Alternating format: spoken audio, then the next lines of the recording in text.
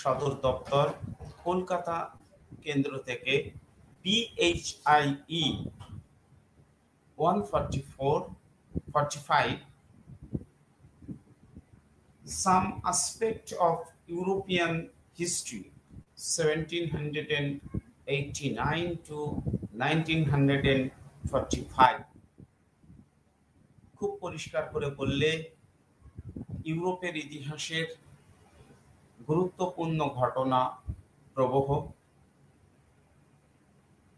1789 থেকে 1945 সময় পর্বের এই বিষয়ের আলোচনায় আজকের topic radical action by the মাস।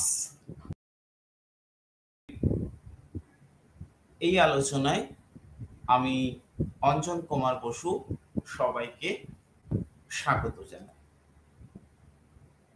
আমার আজকের আলোচনার বিষয়বস্তু এই পাঠ একক 2 অর্থাৎ ইউনিট 2 এবং 3 উদ্দেশ্যগত দিক। পরবর্তী পর্বে আমার আলোচনা থাকবে প্রাক বিপ্লব ফ্রান্সের অবস্থা এবং ফরাসি বিপ্লবের কারণ অনুসন্ধান। সেক্ষেত্রে আমরা সামাজিক, রাজনৈতিক, অর্থনৈতিক এবং দার্শনিকদের রচনাবলীর উপর আলোকপাত করব। এছাড়াও আমার আজকের আলোচনায় থাকবে বাস্তিল এর পতন, জ্যাকোবিন প্রজাতন্ত্র প্রতিষ্ঠা এবং সন্ত্রাসের রাজত্বকাল সম্পর্কীয় ধারণা, থার্মিডোরীয় প্রতিক্রিয়া, ফ্রান্সের নিরঙ্কুশ রাজতন্ত্রের পতনের দিক এবং ফ্রান্সের আধুনিকীকরণ ও নেপোলিয়ন, এবং সবশেষে আমরা একটা মূল্যায়ন, আজকের আলোচনার একটা মূল্যায়নের দিকে অগ্রসর হব। আমি প্রথমেই এই পাঠ একক 2 এর উদ্দেশ্যগত দিক প্রসঙ্গে বলতে চাই। ইন্দিরা গান্ধী রাষ্ট্রীয় মুক্ত বিশ্ববিদ্যালয় সভ্যতার ইতিহাসে নানান দিককে পাঠক সমাজের মধ্যে পৌঁছে দেওয়ার উদ্যোগ স্বরূপ আধুনিক ইউরোপীয় সভ্যতার বা দেশগুলি সূচনা পর্ব হিসেবে যে ফরাসি বিপ্লবকে দাবি করা হয়, সেই বিপ্লব পূর্ববর্তী ফ্রান্সের অবস্থা সম্পর্কে এই পাঠ্যগুলি থেকে জানতে পারবেন এবং ফরাসি বিপ্লবের কারণ এর দিকটি এই পাঠ এককের মাধ্যমে আমরা উপলব্ধি করতে পারবো। এর পাশাপাশি ফরাসি বিপ্লবের সমাপ্তির প্রথম পর্বের ফরাসি বিপ্লবের মানে বিপ্লবী ফ্রান্সের প্রথম জয়, বাস্তিল দুর্গের পতন, সেই বিষয় সম্পর্কে পাঠক সমাজ অবগত হবেন এবং বাস্তিলের পতনের পর জ্যাকোবিন ক্লাব, প্যারিসের জ্যাকোবিন ক্লাবের অধীনে প্রজাতন্ত্রের বিকাশ এবং সন্ত্রাসের রাজত্ব, এছাড়াও থার্মিডোরীয় প্রতিক্রিয়া সম্পর্কে পাঠক সমাজ অবগত হবেন এবং ফ্রান্সের নিরঙ্কুশ রাজতন্ত্রের পতন এর জায়গা সম্পর্কে অবগত হবেন এবং বিপ্লবী ফ্রান্সে আধুনিকীকরণ এবং নেপোলিয়নের উত্থান সম্পর্কে এই দুই পাঠকের মধ্য দিয়ে উপলব্ধি ঘটবে এবং নেপোলিয়নের উত্থানের মধ্য দিয়ে ফ্রান্সের সমাজ ব্যবস্থার কি জাতীয় পরিবর্তনের ধারাবাহিকতায় এগিয়ে চলেছিল সে বিষয়ে অবগত হবেন। এবং আমার আজকের আলোচনার একদম অন্তিম পর্বে আমরা দেখার চেষ্টা করব এই পাঠক দুই পাঠক সমাজ পড়ার মাধ্যমে তাদের কি জাতীয় উপলব্ধি তৈরি হয়। আমি প্রথমে প্রাক বিপ্লব ফ্রান্সের অবস্থার উপর আলোকপাত করব।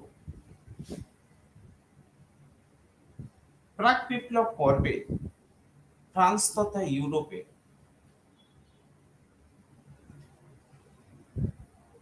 ইতিহাস পর্যালোচনা করলে দেখা যায়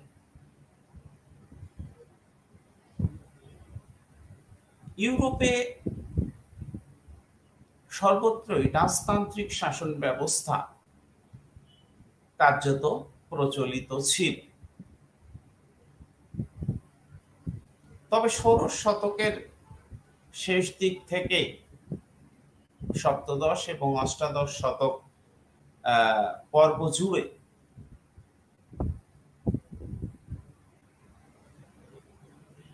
যদি আমরা লক্ষ্য করি তাহলে দেখতে পাব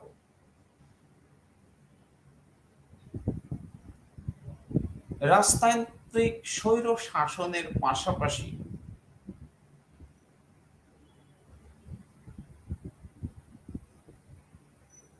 রাজাদের মধ্যে জ্ঞানোদীপ্ত ব্যবস্থা প্রজাদেরকে উপহার দেওয়ার একটা প্রবণতা ছিল। আমি আমার পূর্ববর্তী আলোচনায়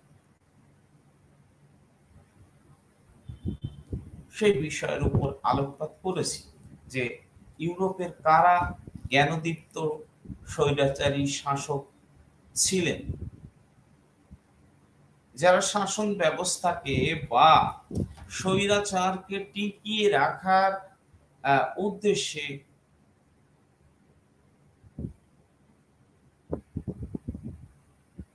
রাজার রাজকীয় অধিকারের দাবির সঙ্গে সঙ্গে রাজার কিছু করণীয় কর্তব্য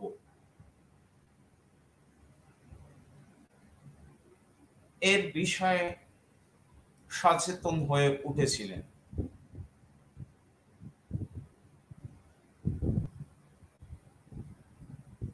প্রাশিয়ার দ্বিতীয় ফ্রেডারিক, অস্ট্রিয়ার জোসেফ এবং রাশিয়ার যার দ্বিতীয় ক্যাথারিন, যাদের উদ্যোগে জ্ঞানোদীপ্ত স্বৈর শাসন বা স্বৈরতান্ত্রিক শাসন বলে আমরা গণ্য করি। প্রাক বিপ্লব ফ্রান্সের অবস্থা পর্যালোচনার ক্ষেত্রে আমরা লক্ষ্য করি এই পর্বে ফ্রান্সের শাসকরা বিশেষ করে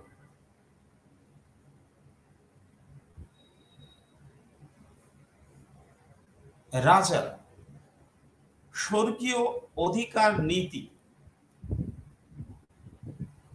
দাবি করে এসেছিল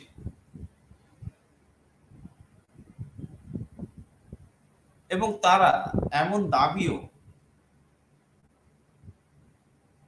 জনসাধারণের সামনে তুলে ধরেছিলেন যে তাদের আদেশই ঈশ্বরের আদেশ।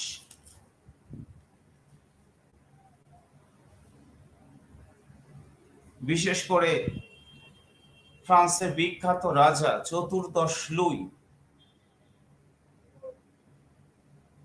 পূর্ব বংশের এই শাসক স্বৈরাচারী ক্ষমতাকে প্রকৃষ্ট রূপে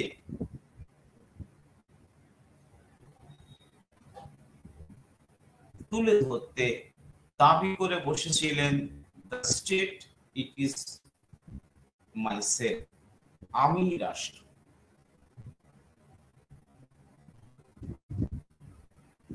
তা কোনো কোনো ক্ষেত্রে স্থানীয় সভা বা পরিষদ স্থাপন করলে এর সদস্যদের তারাই মনোনীত করতেন। তবে ফ্রান্সের শাসকদের মধ্যে জ্ঞানোদীপ্ত স্বৈরাচারের ধারণা অবশ্যই কম বেশি কাজ করেছিল। বিশেষ করে চতুর্দশ লুইয়ের পর যখন পঞ্চদশ লুই আসলেন, তিনি বিলাস এবং ভোগ বিলাসিতার মধ্যে নিজেকে সংযুক্ত করলেও কিছুদিন পর ষোড়শ লুই মাত্র 20 বছর বয়সে 1765 সালে পূর্ব রাজবংশের সিংহাসনে অধিষ্ঠিত হলেন।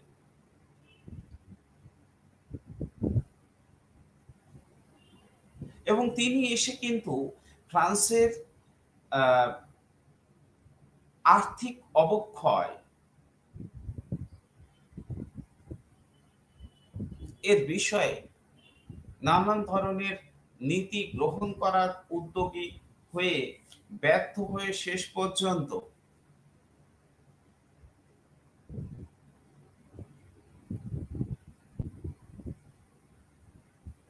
জনসাধারণের ধৈর্যের সীমাকে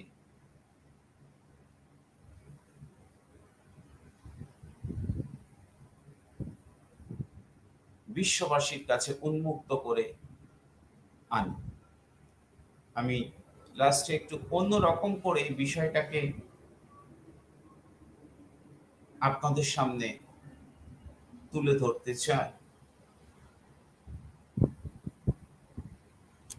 তার কারণ ফ্রান্সের রাজা ষোড়শ লুই যদি অর্থনৈতিক সংস্কারের উদ্যোগ গ্রহণ না করতেন,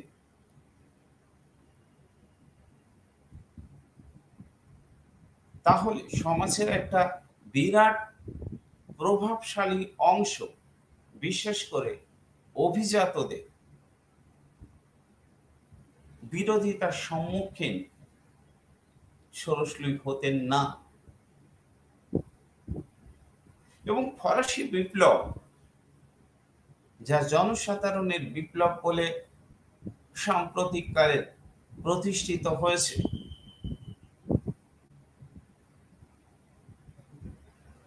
সেই ফরাসি বিপ্লবের সূচনা কিন্তু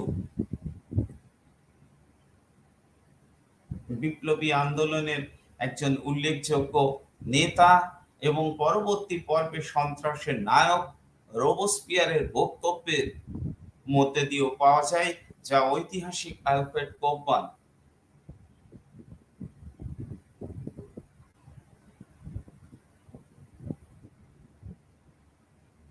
তুলে ধরেছেন তার গ্রন্থে।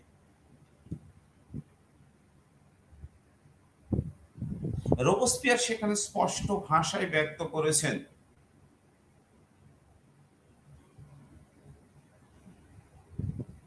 ফরাসি বিপ্লবের সূচনাটা অভিজাত বিদ্রোহের মধ্যে দিয়েই আরম্ভ হয়েছিল। কাজে এই বিপ্লব যে পৃথিবীর সবচেয়ে নির্মিত বিপ্লব, নির্মাণ করা একটা বিপ্লব, এবং সেখানে ফ্রান্সের শাসক ষোড়শ লুই পূর্ব রাজবংশীয় রাজা, তারও ভূমিকা উল্লেখ করতেই হয়। তার কারণ তিনি অর্থনৈতিক সংস্কারের উদ্যোগ না নিলে বুর্জোয়ারা নেতৃত্ব দিতেন কিনা বা অভিজাতরা নেতৃত্ব দিতেন কিনা এবং মাস মুভমেন্ট আরো দেরিতে হতো কিনা, এই নিয়ে একটা বিতর্ক থাকতেই পারে, বা আপনারা সে বিষয়ে সচেতনতা মূলক চিন্তা চেতনা নিজেদের মনের মধ্যে আনতেই পারে। তবে প্রাক বিপ্লব ফ্রান্সে অর্থনৈতিক অবস্থার ক্ষেত্রে একটা অবক্ষয়ের বাতাবরণ তৈরি হয়েছিল এবং রাজনৈতিক স্বৈরাচার ব্যবস্থা মধ্যে জ্ঞানোদীপ্ত চিন্তা চেতনা প্রবেশ করলেও কোনো মৌলিক সংস্কারের পন্থা ফরাসি শাসকরা গ্রহণ করতে সক্ষম হননি। ষোড়শ লুইয়ের দুর্বল মনোচিত্ত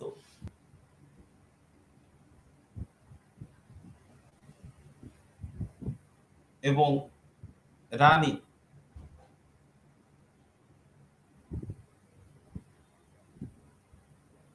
এবং তার দাস দাসীদের জন্য ফ্রান্সের অর্থনীতির উপরে যে বিরাট বোঝা এসে দাঁড়িয়েছিল এবং বৈদেশিক যুদ্ধ এর মধ্যে ফ্রান্সে জড়িয়ে পড়া এবং সেখান থেকে কোনো প্রকার আর্থিক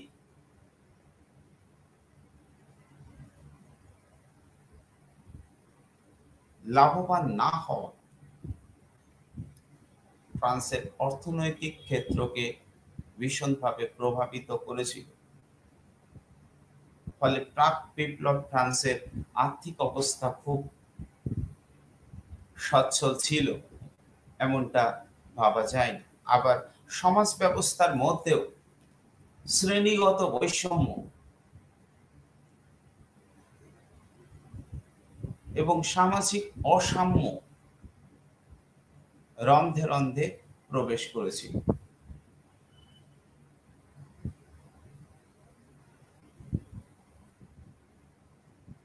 এইরূপ পরিস্থিতিতে জনগণের মধ্যে ক্রমেই ক্ষোভের সঞ্চার, যার বহিঃপ্রকাশ বলা যায় ফরাসি বিপ্লব। আমরা এখন আলোচনা করব ফরাসি বিপ্লবের কারণগুলি।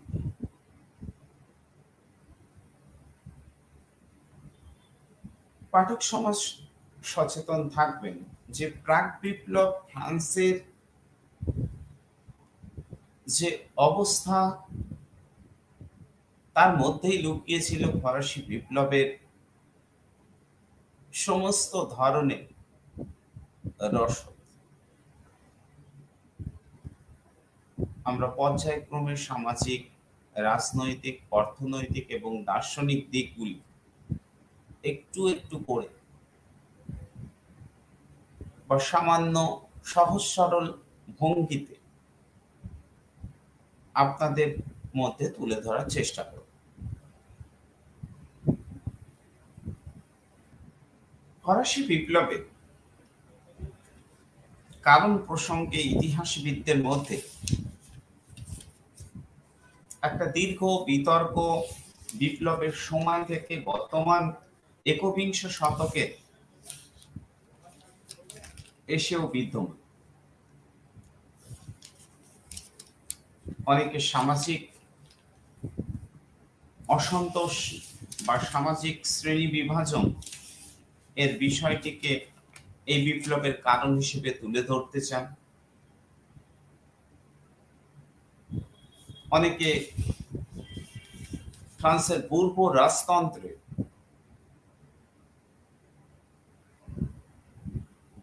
অপ্রিয়তা বা জনগণের মধ্যে গ্রহণযোগ্যতা হারানো, তার উপর আলোকপাত করতে চান।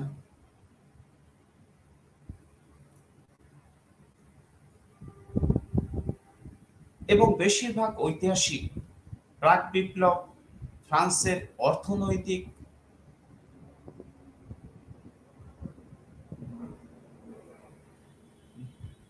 সংকটের মধ্যে ফরাসি বিপ্লবের কারণ অনুসন্ধানের উদ্যোগী হয়েছেন।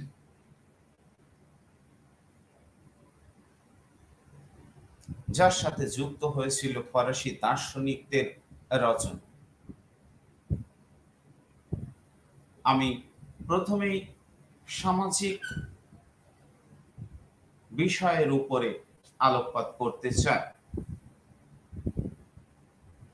কোন সমাজ ব্যবস্থা যখন জরাজীর্ণ ও গতিহীন হয়ে পড়ে,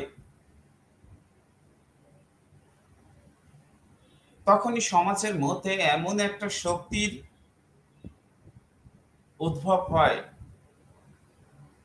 যা পুরনো বা পুরাতন সমাজ ব্যবস্থাকে ভেঙে বা ক্ষয় ধরা সামাজিক অবস্থাকে ভাঙনের মধ্যে ঠেলে দেয়। ফলে একটা নতুন ব্যবস্থা তৈরি হয়। সমাজের এই দ্রুত মৌলিক পরিবর্তনকে বা আমূল পরিবর্তনকেই আমরা সাধারণত বিপ্লব বলি। ফরাসি বিপ্লবের মধ্যে দিয়ে পাঠক সমাজ অবগত থাকবেন যে এই আমূল পরিবর্তন হয়েছিল। বিপ্লব শব্দটার অর্থই এই আমূল পরিবর্তন।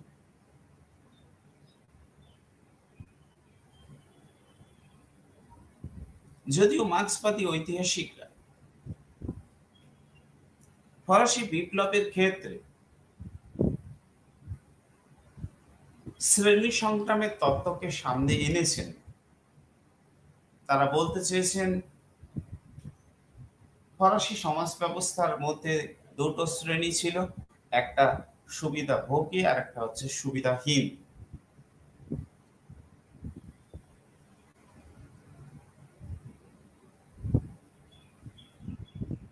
এবং এই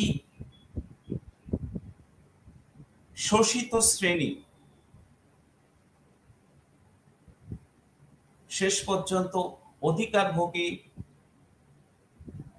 শ্রেণীর রাজনৈতিক, সামাজিক ও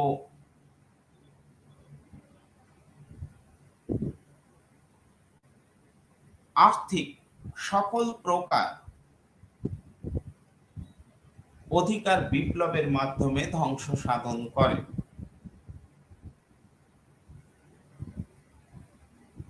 মার্ক্সবাদী ঐতিহাসিকরা এই বিপ্লবের মধ্যে শ্রেণী সংগ্রাম এই প্রাধান্য দিতে চেয়েছে।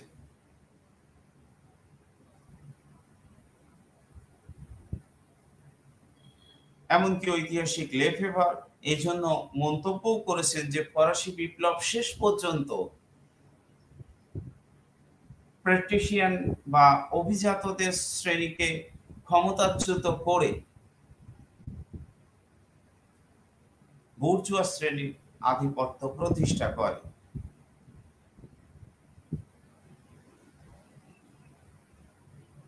তবে পাঠক সমাজ 1789 বিপ্লবকে এইভাবেই দেখবেন যে এটা কোনো আকস্মিক ঘটনা নয়। দিন ধরে ফ্রান্সের অর্থনীতি, রাজনীতি, সমাজ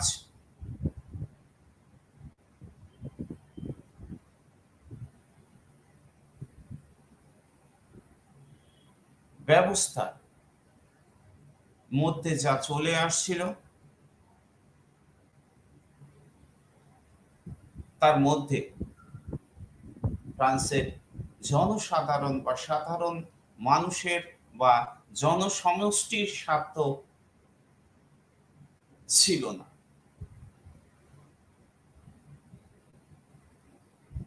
এবং জনসাধারণ বুর্জোয়াদের নেতৃত্বে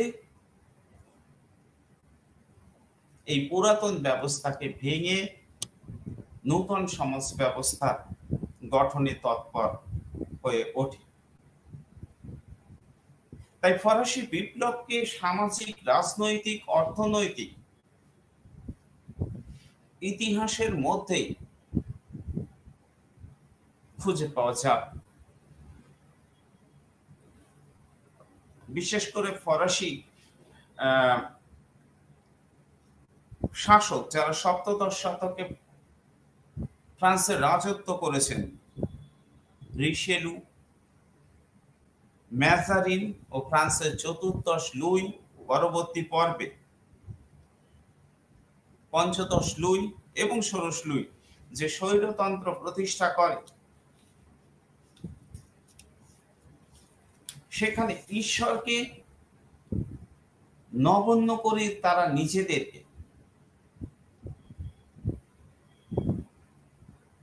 ঈশ্বরের প্রতিনিধি হিসেবে দাবি করে বসেন। আমি ঈশ্বরকে নগণ্য করা এই অর্থেই এই বিষয়টার উপরে বলতে চাই, তার কারণ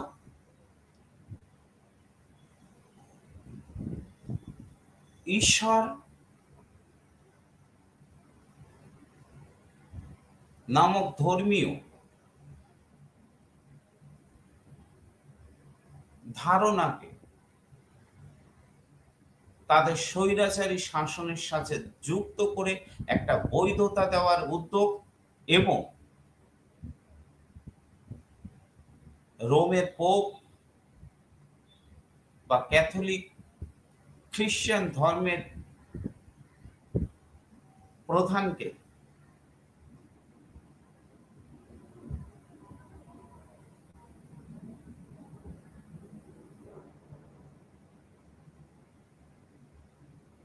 রাজার অধীনস্থ এই জাতীয় একটা ধারণা প্রতিষ্ঠার উদ্যোগ স্বরূপ স্বৈরতন্ত্রকে ব্যবহার করেছিলেন।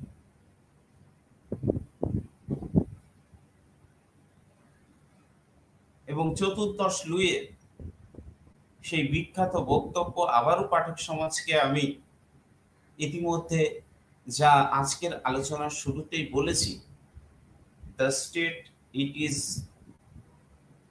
মাইসেলফ।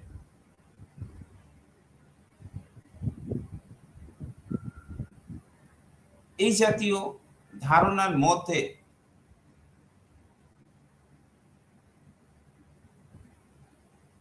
প্রতিষ্ঠার উদ্যোগ তৈরি হয়।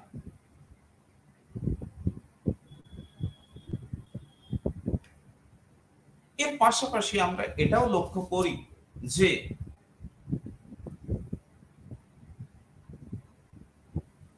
বুর্ব রাজতন্ত্র আইনগত দিক দিয়ে সর্বশক্তিমান হলেও রাজার ক্ষমতা কখনোই নিরঙ্কুশ ভাবে ছিল না। ফ্রান্সের সামন্ত, অভিজাত ও যাজক শ্রেণী রাজার মতোই ক্ষমতা ভোগ করেছিল।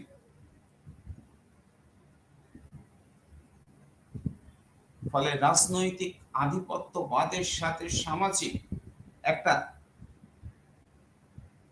আধিপত্যবাদ তৈরি হয়েছিল। অন্যদিকে জনসাধারণের একটা বিরাট অংশ 93 থেকে 97% মানুষ যারা ছিলেন সাধারণ জনগণ, যার মধ্যে কৃষক, বুর্জোয়া, ডাক্তার, উকিল, শ্রমিক বা সাকুলার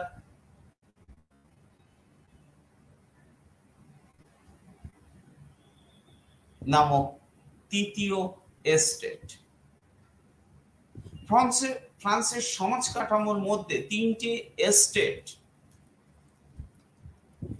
ফার্স্ট স্টেটে আমরা যাজক শ্রেণীর আধিপত্য লক্ষ্য করি। দ্বিতীয় স্টেট হিসেবে অভিজাতরা ছিলেন এবং তৃতীয় স্টেট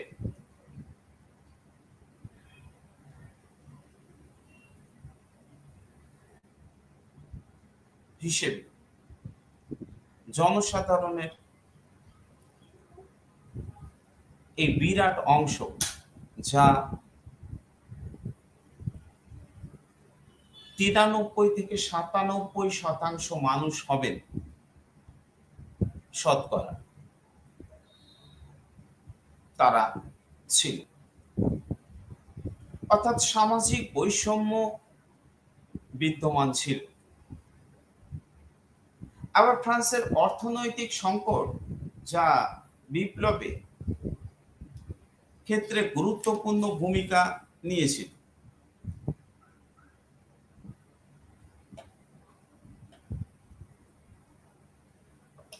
এবং এই অর্থনৈতিক ব্যবস্থার সামাজিক অসাম্য ও রাজনৈতিক স্বৈরাচারকে বা ত্রুটি বিচ্যুতিকে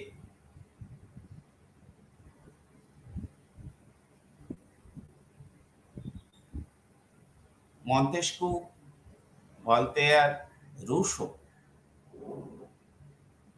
এবং বিশ্বকোষ রচয়িতা ডি এলেমবার্ট এবং ডেনিস ডিডেরো মতো দার্শনিকদের লেখনীর মাধ্যমে জনগণ পূর্ণ মাত্রায় সচেতন হয়েছিল। এ কথা ঠিক যে ফরাসি দার্শনিকদের রচনা সম্পর্কে জনগণের সব অংশের মানুষের মনের মধ্যে যে স্বচ্ছ ধারণা ছিল তা নয়। তবে চায়ের দোকান, ক্যাফে, হাটে বাজারে, পাড়ার মজলিসে এইসব বিষয়গুলো সম্পর্কে, দার্শনিকদের রচনা সম্পর্কে আলোচনা হতো এবং জনগণ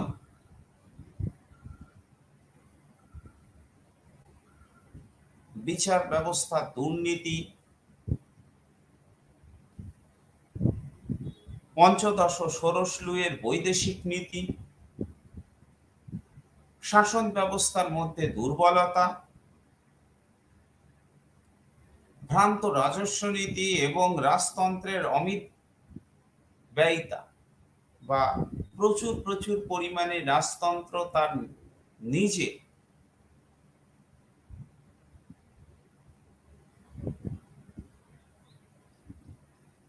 জন্য খরচ করত।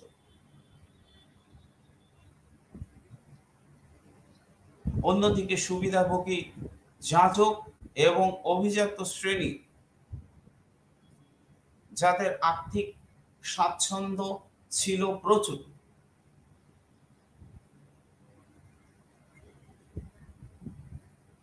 যারা এই সমাজের আর্থিক চাহিদা পূরণ করতে পারতেন রাজস্ব প্রদানের মাধ্যমে বা ফ্রান্সের রাজকোষকে পূর্ণ করতে পারতেন রাজস্ব প্রদানের মাধ্যমে, তারা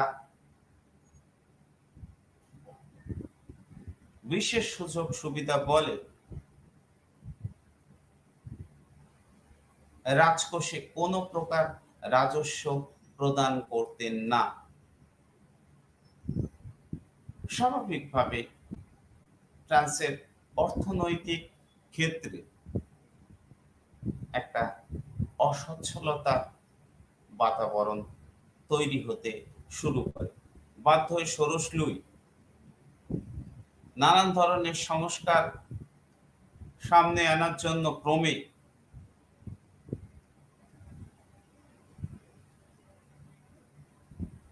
টুর্গো, সহ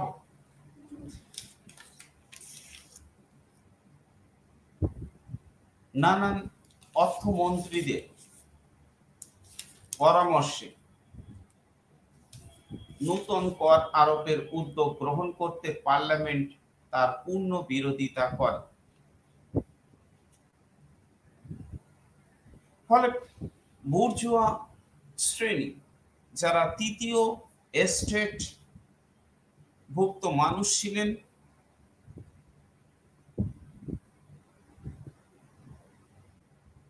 সামাজিক এই বৈষম্যের শিকার।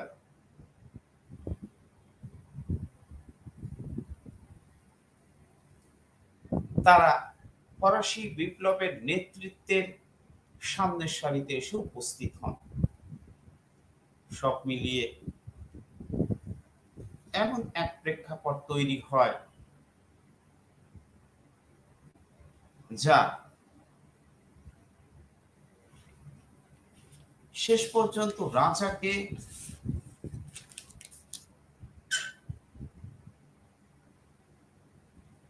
দীর্ঘদিন পর পার্লামেন্টের অধিবেশন ডাকতে বাধ্য করে।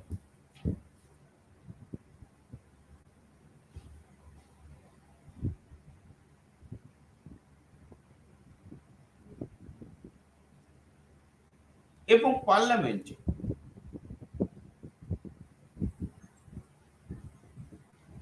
শ্রেণী পিছু প্রতিনিধি রাখার কারণে দীর্ঘদিন ধরে সমাজের দুই প্রথম শ্রেণী বা এস্টেট, যাজক এবং অভিজাতদের স্বার্থ সুরক্ষিত হতো, আর সাধারণ জনগণ অর্থাৎ থার্ড এস্টেট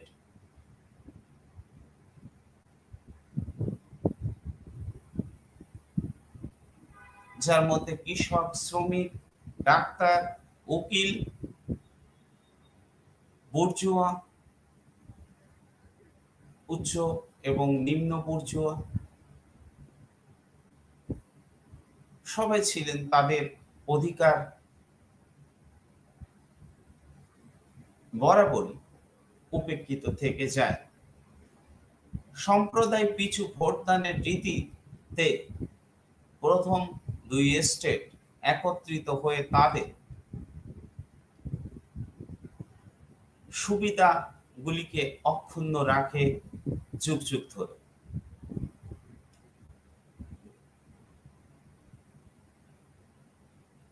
এবং দ্বিতীয় এস্টেটের প্রতিনিধিদের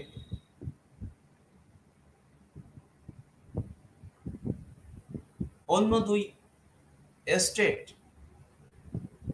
শ্রেণীভুক্ত প্রতিনিধিদের থেকে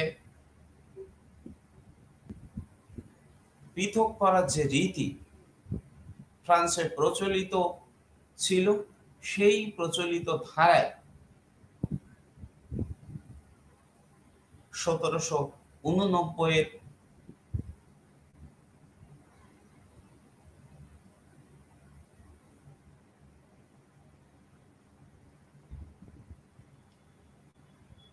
রাজকীয় অধিবেশন শুরু হয়।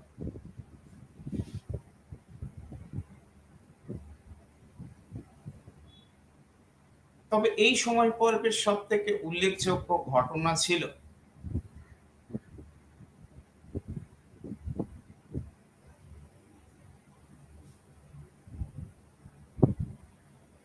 বাস্তিলের পতন পর।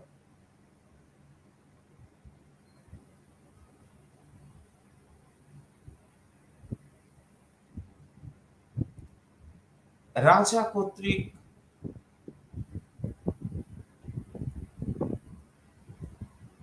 রাজকীয় অধিবেশন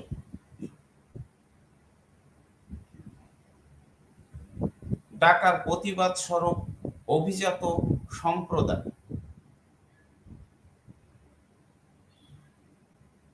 এবং যাজকরা একত্রিত হয়ে রাজকীয়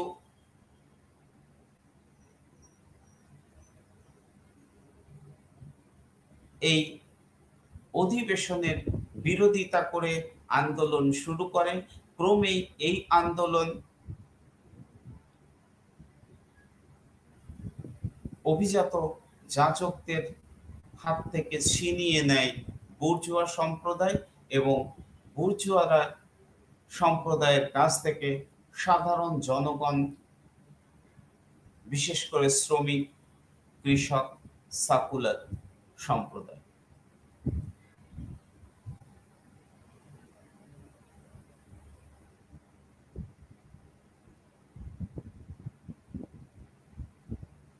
তবে আমাদের মনে রাখতে হবে,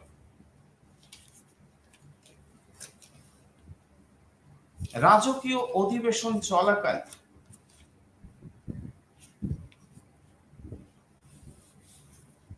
নানান বিষয় নিয়ে মতবিরোধ এবং তৃতীয় শ্রেণীর স্টেটের প্রতিনিধিদের পূর্ব নির্দিষ্ট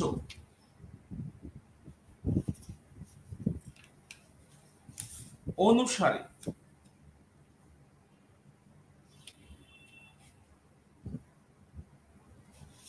পার্লামেন্ট কক্ষে আসন রাখাকে কেন্দ্র করে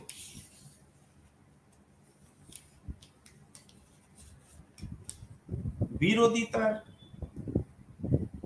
এমন এক পরিবেশ তৈরি হয়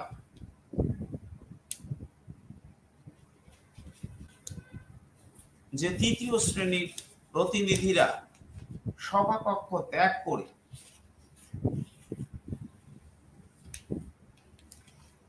1789 সালে 20 জুন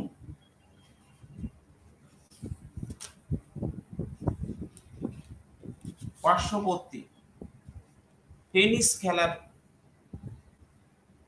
মাঠে এক শপথ গ্রহণ করে বসেন, যা টেনিস কোর্টের শপথ নামে পরিচিত। এই টেনিস কোর্টের শপথের মধ্য দিয়ে ক্রমে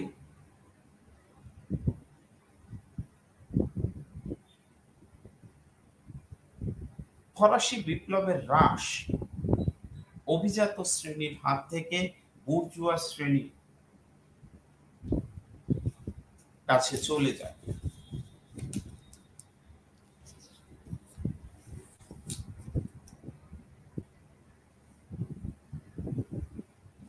আমি পূর্বেই বলেছি যে সুবিধাভোগী এই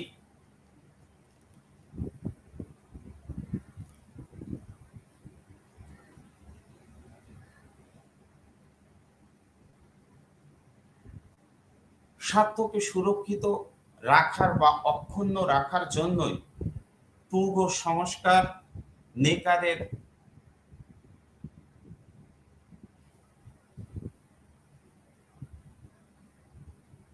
ভেঙে পড়া অর্থনীতিকে মদত দেওয়া এবং ক্যালনের প্রস্তাবকে অস্বীকার করা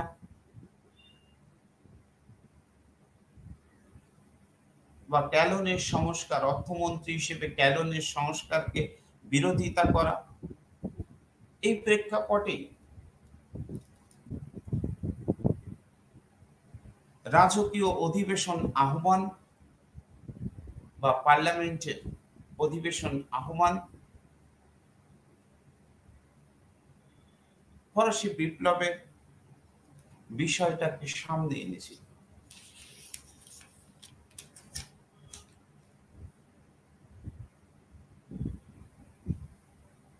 তবে এক্ষেত্রে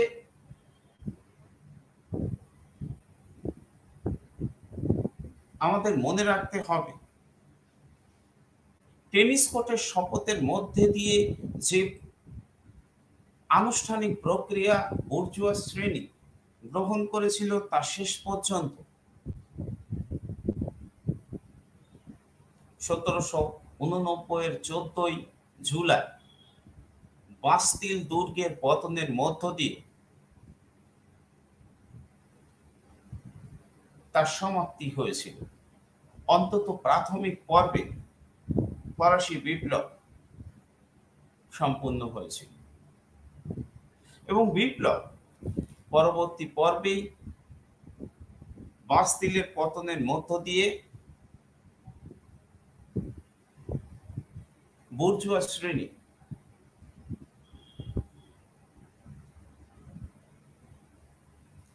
পৌর এবং গ্রামীণ শাসন ব্যবস্থায়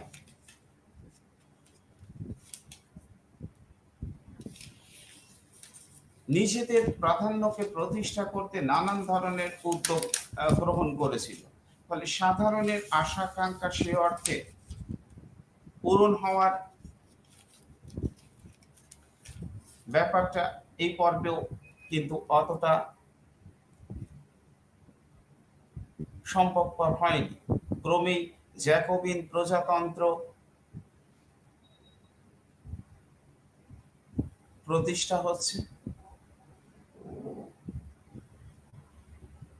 তার আগে আমরা দেখতে পাই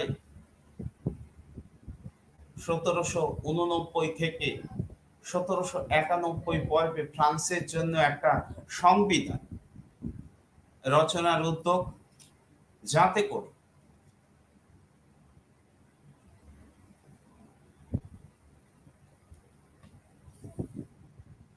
সংবিধান অনুসারে বিপ্লবী ফ্রান্স চলতে পারে। কিন্তু 1793 জ্যাকোবিনদের ক্ষমতা দখল এবং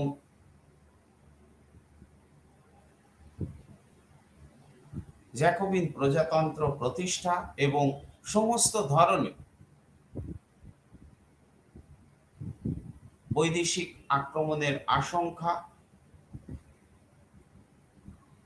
এবং বিপ্লব বিরোধিতাকে স্তব্ধ করতে রোবসপিয়ারের নেতৃত্বে সন্ত্রাসের রাজত্ব, যাকে একদম ভাবে জিরোন্ডিন নামক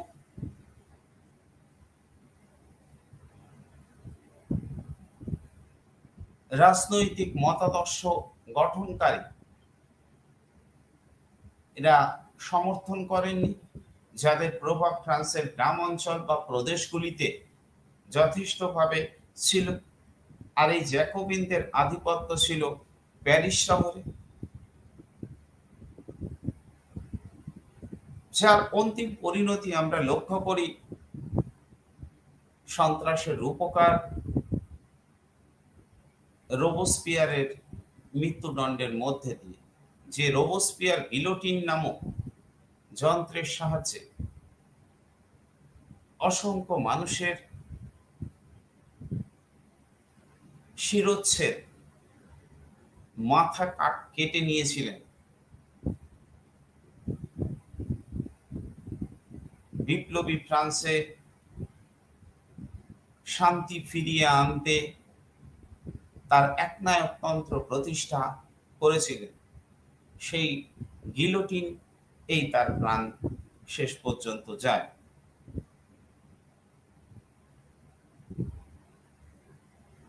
এবং ফ্রান্সের থার্মিডোরীয় প্রতিক্রিয়া লক্ষ্য করা যায়।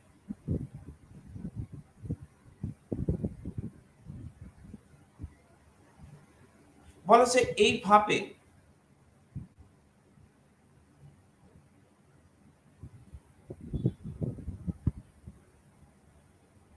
জ্যাকোবিন সন্ত্রাসের মধ্য দিয়ে ফ্রান্সের বুর্ব রাজবংশের মৃত্যু ঘটানো হয় এবং বিপ্লব বিরোধীদের কণ্ঠস্বরকে থামিয়ে দেওয়ার উদ্যোগ, এবং তা একটা এমন স্তরে যায় যে প্রতি বিপ্লবী কণ্ঠস্বরকেও থামিয়ে থার্মিডোরীয় প্রতিক্রিয়া শুরু হয়। ফ্রান্সের নিরঙ্কুশ রাজতন্ত্রের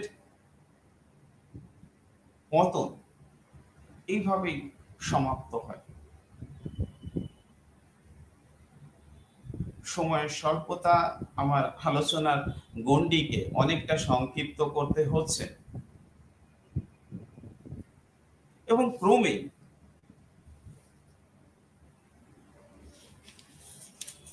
ফ্রান্সে আমরা দেখতে পাচ্ছি সামন্ততন্ত্রের বিলোপ,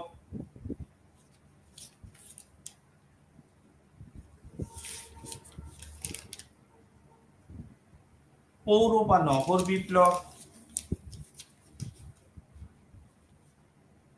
স্বৈরাচারী রাজতন্ত্রের পতন ষোড়শ লুইয়ের মৃত্যুদণ্ডের মধ্য দিয়ে,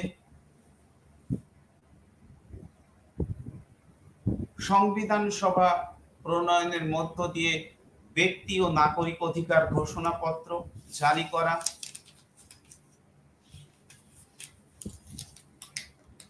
এবং অবশেষে দ্বিতীয় বিপ্লবের ক্ষেত্র প্রস্তুত করে পুরাতনতন্ত্রের চিহ্ন লোপ করার জন্য নতুন করে প্রদেশগুলোকে ভাগ করা, 83টি প্রদেশ এবং 547টি জেলা এবং জেলাগুলোকে ক্যান্টনে বিভক্ত করা হয়। অর্থনৈতিক সংস্কার হিসেবে কাগজি মুদ্রা বা অ্যাসাইনেটের প্রবর্তন, এবং পরবর্তী পর্বে সন্ত্রাসের শাসন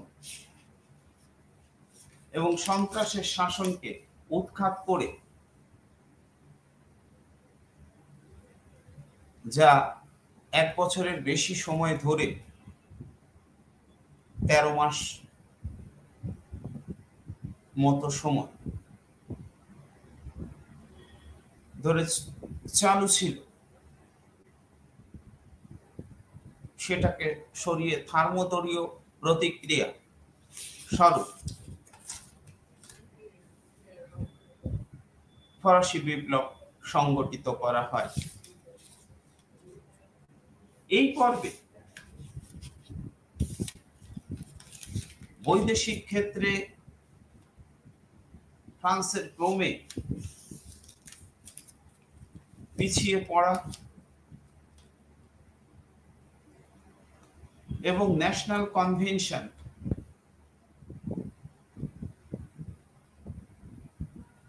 যা সন্ত্রাসের শাসনকে বৈধতা দিয়েছিল,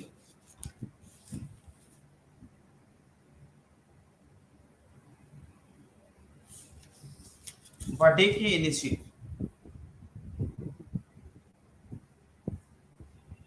তা সে পর্যন্ত ফ্রান্সের নিরঙ্কুশ রাজতন্ত্রের পতন ঘটিয়ে ফ্রান্সকে আধুনিকতার মধ্যে ঠেলে দেয়।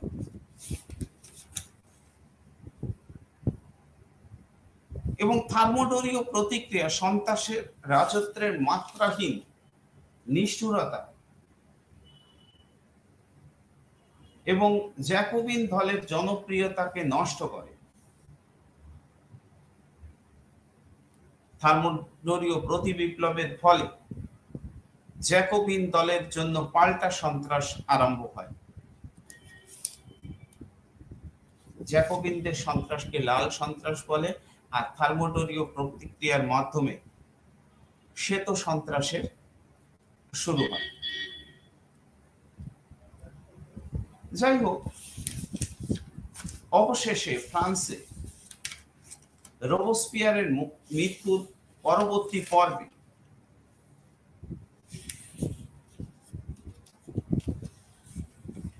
যে থার্মোডলীয় প্রতিক্রিয়া চালু হয়,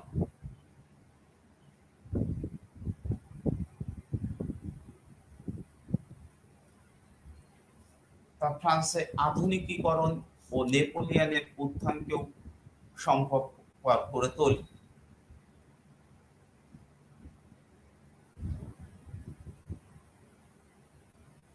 মোটামুটি ভাবে 1798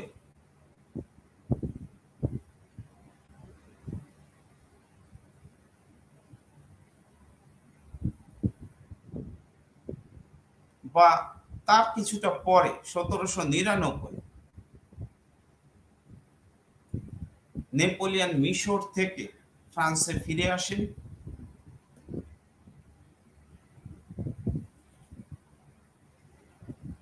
এবং ডাইরেক্টরদের মধ্যে অন্যতম অ্যাবেসিয়াস ডাইরেক্টরি শাসন ব্যবস্থাকে ধ্বংস করে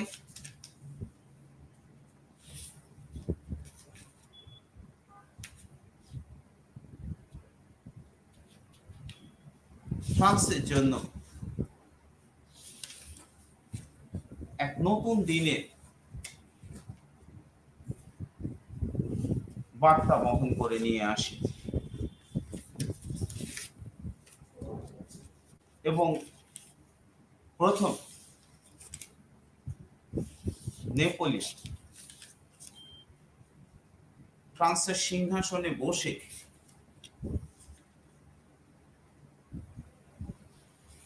ডাইরেক্টরি শাসন এর অবসান ঘটান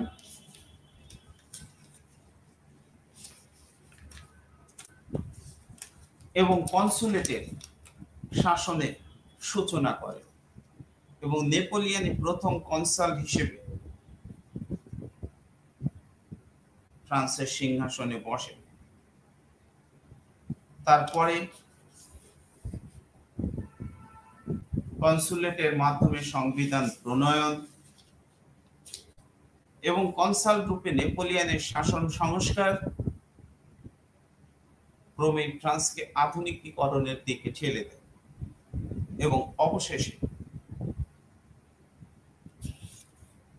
নেপোলিয়ন নানান ধরনের সংস্কারের উদ্যোগ স্বরূপ কোড নেপোলিয়ন বা আইনবিধি, ব্যাংক অফ ফ্রান্স প্রতিষ্ঠা করে।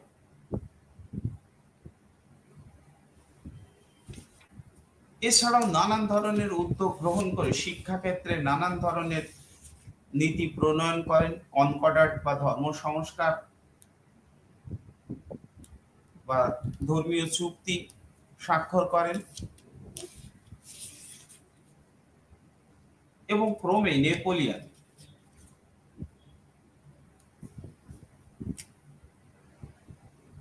কনসালেটের শাসনকে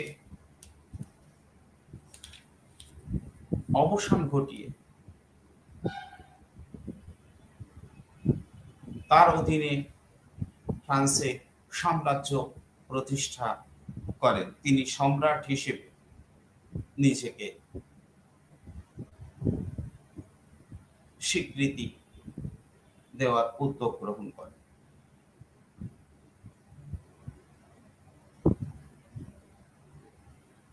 আমি বলতে চাই ফরাসি বিপ্লবের এই সংক্ষিপ্ত পর্বের ইতিহাস এখানেই থেমে থাকেনি। এই ধারাবাহিকতা পরবর্তী দিনে এগিয়ে চলে। ফরাসি বিপ্লব